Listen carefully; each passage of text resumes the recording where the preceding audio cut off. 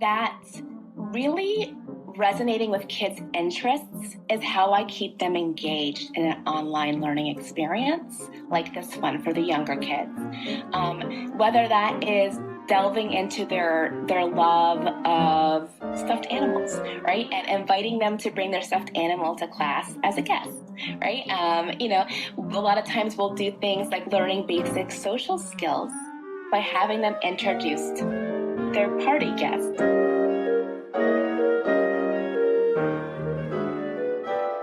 Explore the dynamic world of homeschooling, online learning, and education with the Homeschool Edu Topics podcast from the Music and Language Learning Center hosted by Dr. Kristine Dizon. Discover innovative teaching methods, navigate the challenges of online learning, and empower parents and educators to create engaging learning environments for children. Tune in for expert interviews, insightful discussions, and practical tips to enrich your homeschooling journey. Hello, my name is Dr. Kristine Dizon. Today I'm with Miss Anna, who is a celebrated online educator specializing in social and emotional learning and confidence building for children ages 3 to 11, recognized with titles like Star Educator and Top 100 Rated Educators on Outschool.com. With over 10 years of experience and having reached over 4,000 students, she champions play-based learning and meaningful friendships through her vibrant and inclusive online courses. Previously, she held diverse roles in elementary education and led a youth enrichment program for low-income families. Currently, she leverages her vast experience to inspire confidence and new skills among children online. Besides her professional achievements, she's a devoted mother and enjoys kayaking, photography, and video games with her family in South Carolina. Thanks, Ms. Anna, for being here with us today. Of course, thank you so much for having me. I'm happy to be here. So I know I read about your experience as an educator and as a teacher. Could you tell us what inspired you to take this path? Absolutely. I think, being transparent is so important. And my path was not a traditional one. It wasn't a straight line from high school. Excuse me. It wasn't a straight path from high school to education. It was more like a path filled with twists and turns because I wasn't exactly sure what I was going to do. I think like a lot of people. And I found myself actually immersed in a world of children when I started substituting for a little extra money. And then it became something I really loved. And then it became a passion. Working with kids, especially younger kids, is something has really brought so much joy and meaning to my life. And it's something that's really important to me because it's something that I probably could have used a little bit more of mentoring in when I was younger, and specifically in play-based learning and social and emotional learning. And it's something that I really enjoy doing.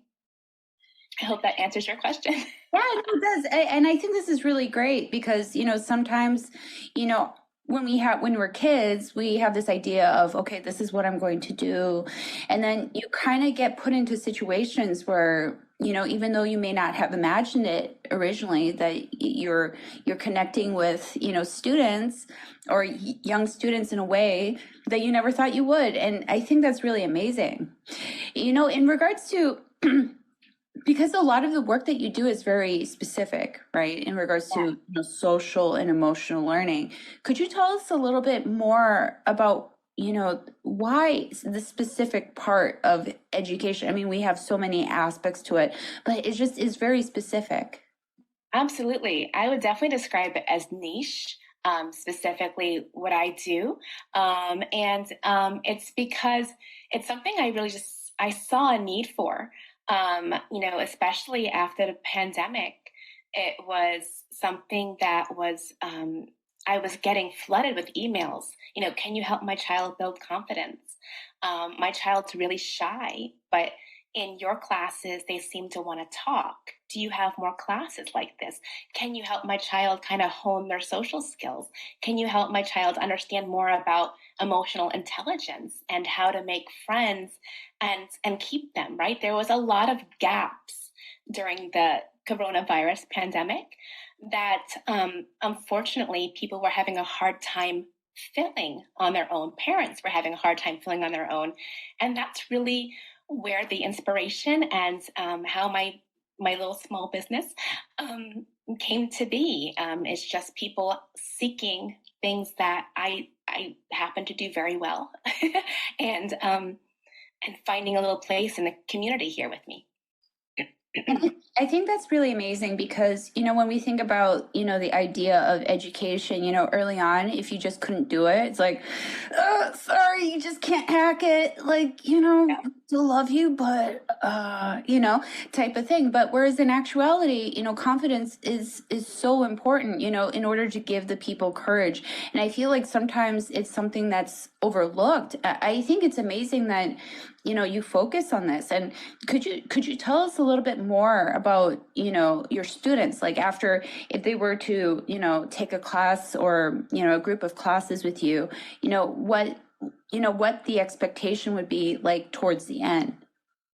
Absolutely. So a lot of times when kids join my classes, my friendship clubs, or my courses, they start with kind of some basic skills, right, that we help strengthen. And the expectation is not to drill ideas into their head. I am not there to tell them what they should be doing and how they should be doing it. I'm helping them find their strengths and how to bring those strengths to the surface to really help them shine. And by the end of the course, typically we'll have kids who are a little bit more excited, maybe a little bit more chatty, slowly start to develop the skills they need to understand when to take a beat, when to let their friends talk, when to be a little bit more patient, and how to let others shine too. And the expectation is to truly come out of my classes and courses with a better understanding of how to be a better friend and how to use their skills that they already have to shine, because a lot of them don't know exactly how to take those skills, like being kind, and turn it into a superpower to be an awesome part of their community. And I think that's so important too, especially when you think about, this type of development early on as kids, and how this development like actually affects how you grow up as an adolescent and into an adult. I think this is really great. I mean, so could you tell us a little bit more? Because I know you've worked in, more traditional educational settings. Do they focus on these aspects of social and emotional learning? If so, how is it within these traditional settings? If not, why is it like that? Wow. Well, I certainly don't want to speak to all traditional learning institutions, right? Like public schools and charter schools and such. When I was in traditional school environments, I was working with elementary kids, and there was a significant amount of social and emotional learning in the kindergarten classes, in the first grade classes. But slowly but surely, as they get older, the academic, of course, naturally, tends to be a lot more, the focus tends to be more academic. And you see less of the social and emotional learning. But I think it's something that is actually probably really important, if not more so important, when you get to second grade. Because when you get to second grade, there are a lot of new expectations on these young kids. These kids are like 7 years old, and they're being taught now they have to be more responsible. They have to be more independent.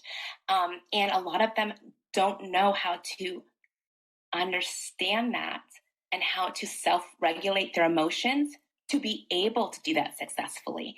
So I think there is a little bit, or at the time, about 10 years ago when I was working in traditional in schooling experiences.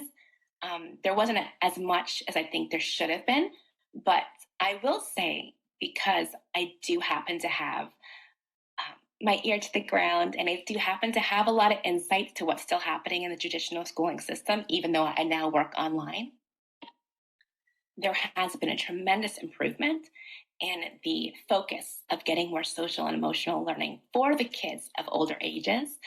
And I think the pandemic has brought that need to the surface. So these traditional in-person schooling systems now understand how important it is, because there was a huge loss and a gap for socialization, for basic socialization skills when the kids were not in school. That's intense, but I'm glad that, there has been improvements in that, being aware of those aspects because of the fact that, you are a small business, right? With the services that you provide, and, the children that you serve and the families that you serve too, it's not just the kids, how do you feel like, with teaching and, since the pandemic, how has that shaped your approach to education and being able to, reach out to those families and being able to help fulfill their needs? Yeah, well, I'll tell you, I never thought about teaching online before the pandemic. That was very new. It's not something I ever saw myself doing.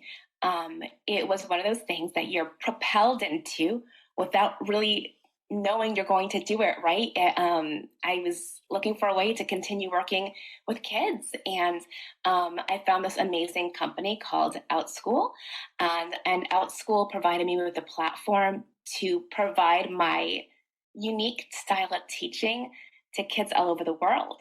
And it's been amazing. I mean, I can't say enough positive things about my experience working with kids online. I've gotten to work with kids from all walks of life, truly.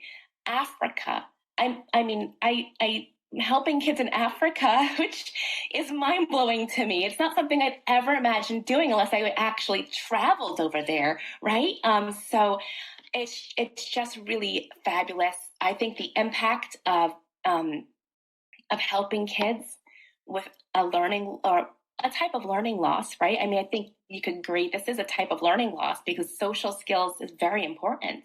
And being able to do that in a way where I can reach so many families has been life-changing, not just for me, but I think for a lot of the students I work with as well. Yeah, and I agree, the idea of, perspective too, because, a lot of time, I think it was like a long time ago, early on when they were starting to come out with these like, online certificates or online learning. Yeah. And, like sometimes early on we were easy to, blow those off because we were like, but now it's like with online learning, you cut the transport, right? You don't have to pay for gas to bring your child to, the school, right? Or to you. They're able to just simply turn on their computer and use Zoom, right? And, it's amazing, what technology does these days. I have a question. I know this might sound a little silly, but I know you work also with younger students, right? Kids who are like 3, 4, or 5, right? I know you work from kids age 3 to 11, but kids who are young can operate a computer. Could you, have you ever encountered, what have you encountered in your teaching in regards to, seeing these young, I could barely write my name at age 3. Like, imagine operating a computer. Could you tell us a little bit more about that, Miss Anna? Oh, the stories I could tell. I know I don't have 10 hours to tell them all, but oh yes. Certainly a lot of fun, silly, and beautiful stories when working with 3-year-olds on a computer. Most of them have their parent nearby, and that is something in my particular classes. I do ask, like my particular live classes, I do ask parents to be nearby if they need assistance, because they're so little and they usually don't know how to mute themselves or unmute themselves like we do. But for the most part, it's been a really joyous experience for 3-year-olds, 4-year-olds, 5-year-olds. They're so excited to see this person on what they kind of think is like a TV and be able to talk to them, right? I think that's a lot of them think they're talking to someone on the TV. And they just really, they love it. And they, a lot of times they don't have that editing they need to stop talking when another student is. So that's where our social and emotional learning starts at a very young age, just helping them remember with friendly reminders when to give their friends or their new friends online a chance to talk. And sometimes simple reminders like you can't take the computer to the bathroom to go pee pee. These are real things that have happened. I'm sorry. No, I could just imagine because like, it really does, a lot of time people say, okay, when you teach small kids, oh, that's easy. They're like, small humans, and I always say, I'm like, wait, no, you have no idea because this is like a whole new universe. I also teach some small kids too. So I feel you, Miss Anna. I feel your not pain, but I feel the love that you have for your 3-year-old students because of the fact that, the logic, just the overall outlook, and having to, yes, of course, teach those skills. Now, in regards to, the social ones, not the technological ones like how to mute yourself, but yeah. But like in regards to that, like how have you been able to adapt something that would, typically be in a live setting, right? Like with circle time or, things like that, to an online format? How are you able to create that experience for kids? That's a wonderful question. And I found through a lot of trial and error that really resonating with kids' interests is how I keep them engaged in an online learning experience like this one for the younger kids. Whether that is delving into their love of stuffed animals, right? And inviting them to bring their stuffed animal to class as a guest, right? A lot of times we'll do things like learning basic social skills by having them introduced their party guest, which is usually a stuffed, bear or an animated character from a cartoon. And these are basic social skills that they're learning in a fun way. It's fun, it's engaging, they're interested. And that's what you need to do. Well, in my opinion, what you need to do to keep the little ones engaged in an online setting for 30 minutes or maybe longer. Yeah, no, actually, you bring up something interesting because, a lot of time people argue that, for young children to do like an online class, that's hard. Oh, yeah. What do you recommend in regards to like, time frames, right? Like, would you recommend something like 20-minute, 25-minute? Obviously not an hour. I don't hour would it's be. a great question. Yeah. And an hour would be crazy. I've done it. Like I said, there's lots of trial and error. And I think it depends on the kid. It depends on the class. So ideally, and because not everyone teaches the same way I teach, I think starting your 3-year-old, your 4-year-old, or your 5-year-old on their very first online learning class, 20 to 30 minutes would be an ideal amount to start with. Once your child is getting more involved, interested, and excited to be there, they could probably start doing classes that are 40 minutes or 50 minutes. I have 5-year-olds that spend 50 minutes with me each week, and they typically beg me to keep on going. They don't want to leave after the 50-minute mark.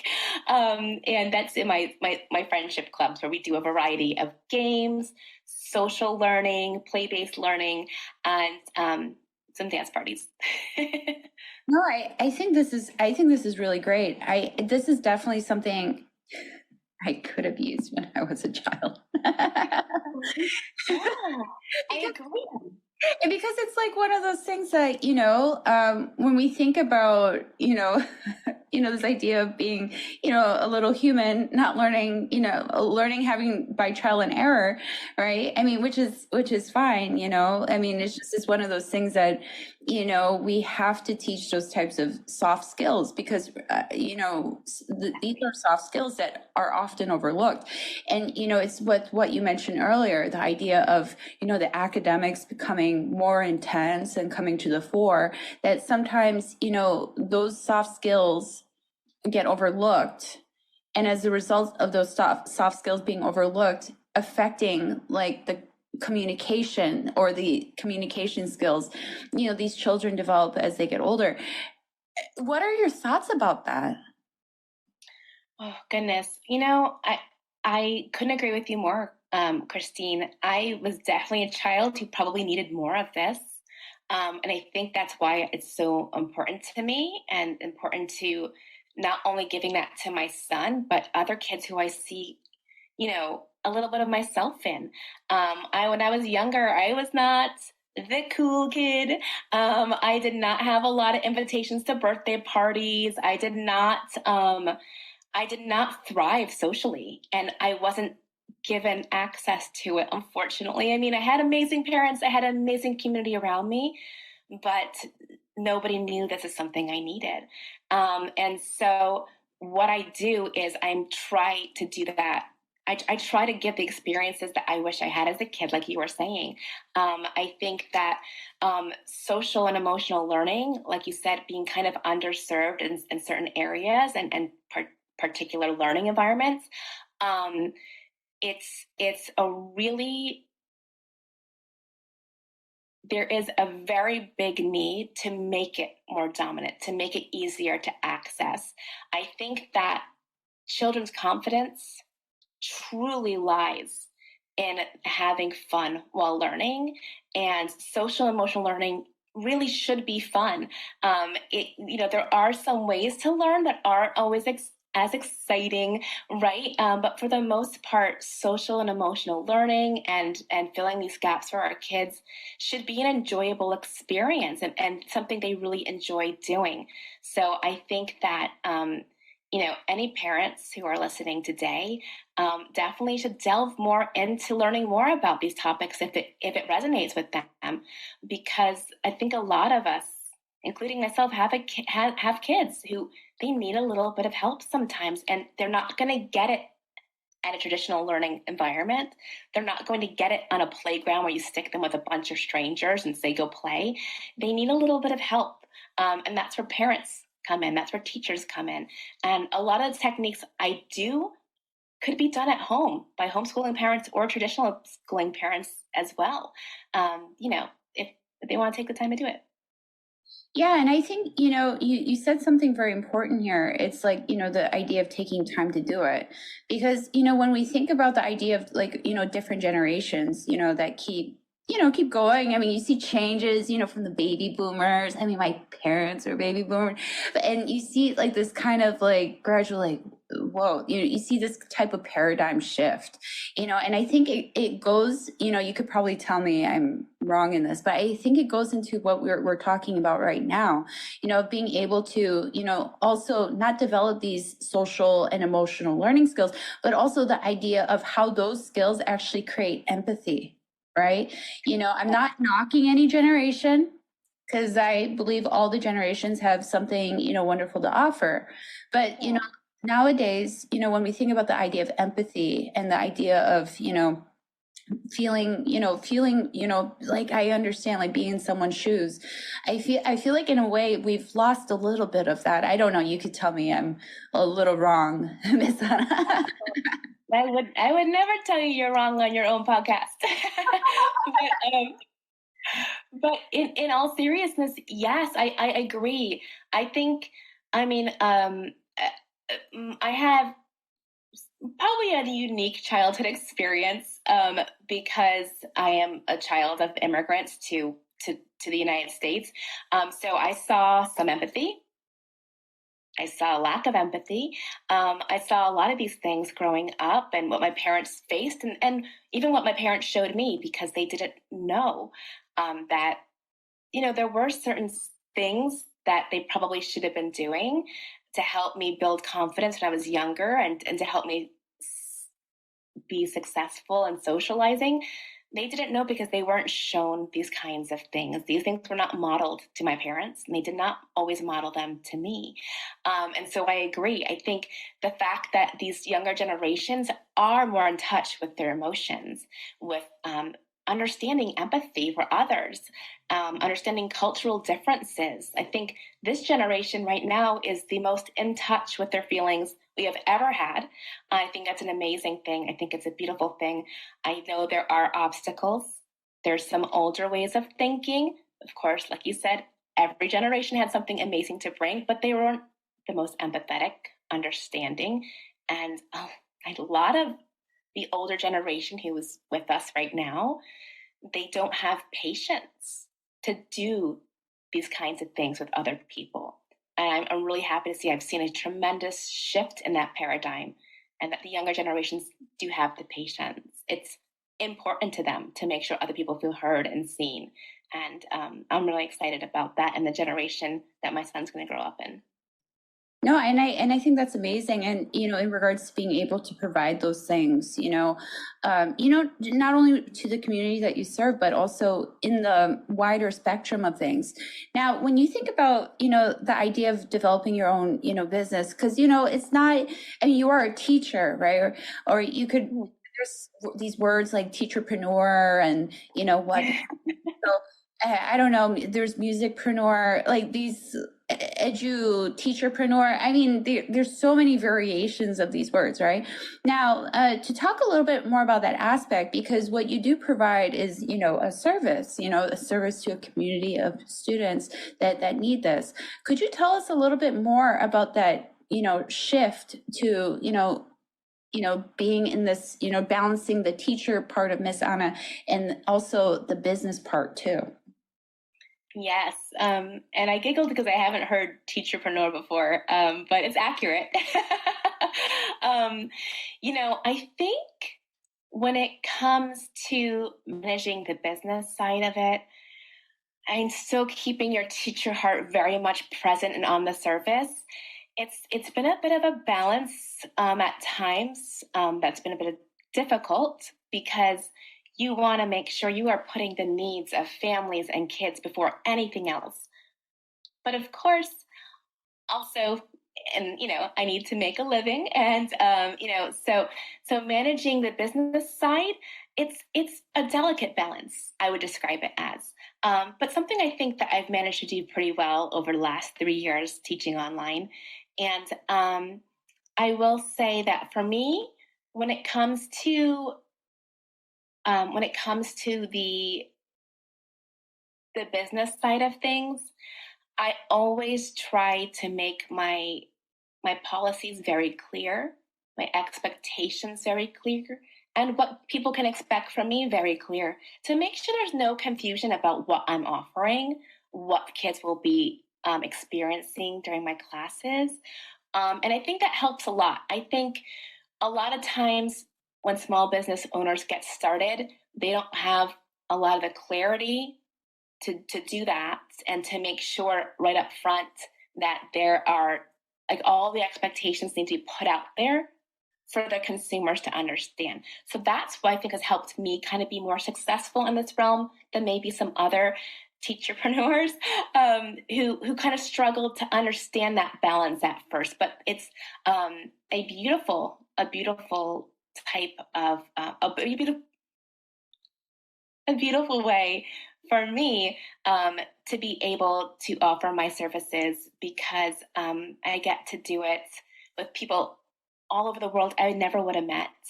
I found my people here online, right? And they found me, and I would have never found them, or they would have never found me otherwise. No, I totally get it. It is a really delicate balance, because, I feel like, the hard part about like traditional systems, right? Because, you're not just dealing with a small group, you're dealing with larger groups, right? Again, not knocking it, because, I went through, the traditional system for some time.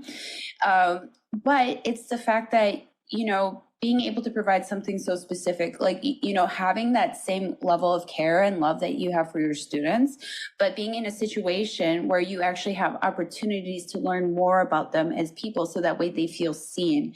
I think, the hard part about, and this is something that's really tricky, is like, I feel like because of this type of like business structure, especially within Outschool, it really challenges you to become like really a better teacher, I think. I don't know about you, but it's, teaching online has done that for me, because it's like, not only like do you have to be engaging, but you also really do develop a genuine care for your students, even if you've never like met them in person, like in regards to real life.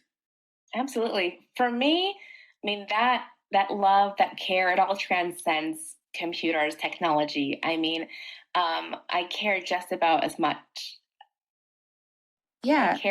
I care about these students just as much as I would for my in-person, sometimes more, because I get to see them in their natural environment, right? And they're not feeling like this rigid tension of being in a classroom setting, which sometimes happens.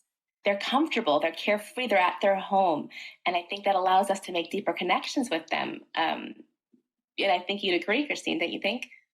Yeah, and what I wanted to ask you about is, because of the fact that, when you have these, kids who sometimes may have difficulty like in traditional settings, that, they're having to find alternatives to learning. Could you tell us a little bit more about how they've evolved, how they've developed, throughout their time with you?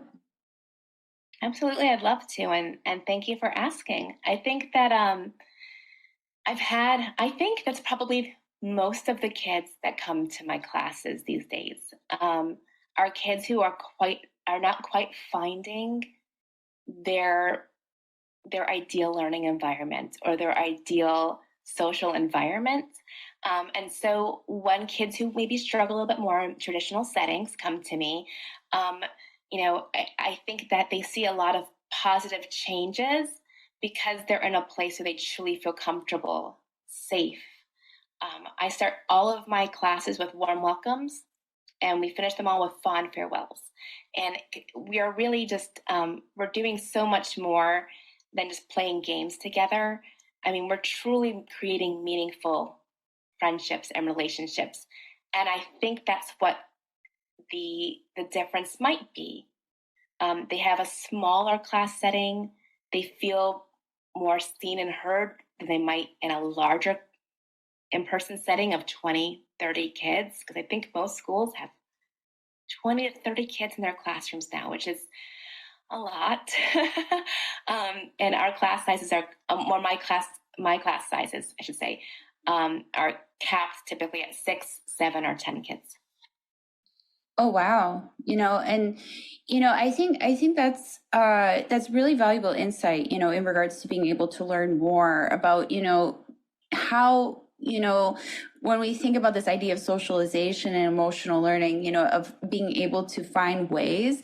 And I think it's interesting how you talk about, being able to adapt something that would be typically in person, within this, online setting, and, being able to overcome obstacles. I'd love to hear, the stories sometime, in regards to the 3-year-old operating Zoom, or, like, for example, the pet, like they bring a cat with them and they start, showing their pets, and, or if they're eating cereal or something. No, I mean, there's so many things to share.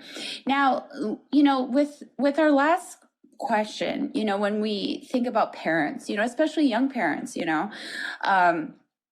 what advice would you give to them, in regards to, let's say, I mean, because you have a son, you have a family that you care for too.